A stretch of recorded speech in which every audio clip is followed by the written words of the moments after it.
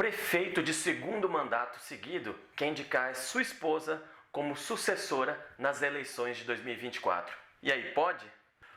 Bicho, é cada pergunta que me surge no dia a dia.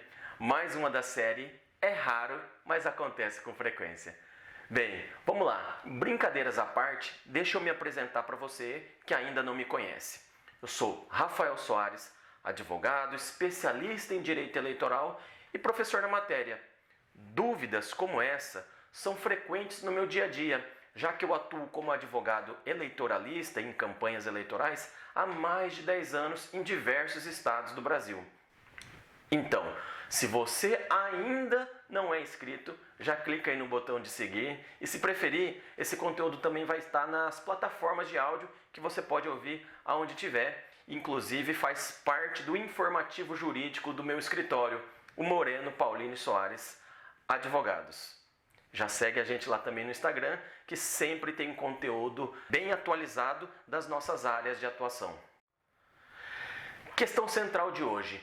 O prefeito, já em reeleição, ele pode indicar a sua esposa como sucessora na prefeitura para as eleições de 2024? Bem de boa, fecha aqui em mim. Não pode. E agora eu vou explicar o porquê.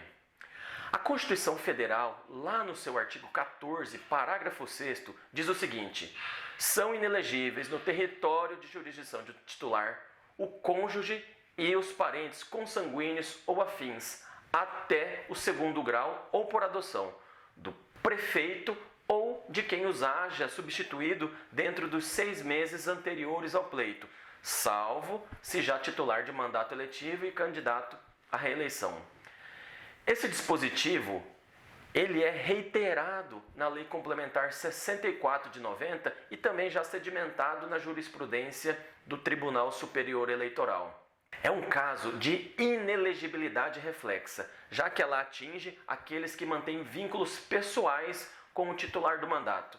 E eu já vou adiantar a pergunta seguinte que eu recebi quando eu li esse artigo da Constituição.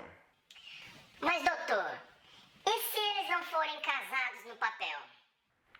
Muito embora o texto da Constituição fale o termo cônjuge, é lógico, é evidente que a inelegibilidade ela também vai se aplicar na hipótese de união estável. Isso porque lá no direito civil ele explica que a família ela se origina tanto no casamento quanto na união estável. Então, o prefeito ele está no segundo mandato, ele não pode indicar sua esposa para concorrer ao mesmo cargo, porque isso ia implicar num terceiro mandato seguido pelo mesmo grupo familiar. E aí não pode. E aproveitando o frete, teve uma outra pergunta ainda.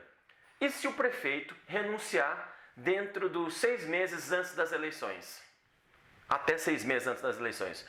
Olha, essa é uma leitura errônea do texto constitucional e também uma interpretação equivocada lá da súmula 6 do TSE, que diz o seguinte: são inelegíveis para o cargo de chefe do executivo o cônjuge e os parentes indicados lá no parágrafo 7º do artigo 14 da Constituição Federal, do titular do mandato, salvo se este reelegível tenha falecido ou renunciado ou se afastado definitivamente do cargo até 6 meses antes do pleito. Não entendi nada.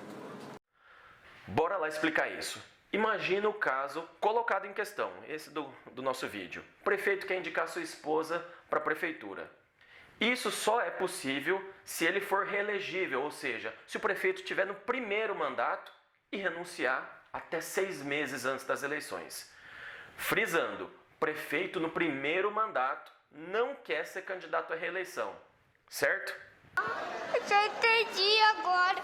O mesmo raciocínio se aplica no caso do prefeito que queira concorrer a um cargo na Câmara de Vereadores ao invés de se candidatar à reeleição para a prefeitura. Ele deve renunciar até 6 meses antes das eleições. Olha, eu recebi 2 consultas sobre esse mesmo tema na mesma semana, com muita antecedência das eleições. Isso para mim gera 2 sentimentos. Um mais ou menos e um outro bem melhor. O sentimento mais ou menos é que ainda há muitas dúvidas sobre temas que para nós do jurídico parece já pacificado. Por outro lado, eu vejo com muito bons olhos essa movimentação dos grupos políticos, já que eles já estão procurando assessoria jurídica especializada com muita antecedência. Isso demonstra um certo nível de organização, e organização é muito bom. Portanto, se organizem partidos políticos, futuros candidatos e futuras candidatas. As eleições de 2024 já começaram, meu. E aí, eu espero ter respondido a sua dúvida. E se você achar que esse material pode agradar ou pode ajudar alguém que você conhece, já encaminha para essa pessoa também e já pede para acompanhar lá os nossos canais. Beleza? Até a próxima. Tchau!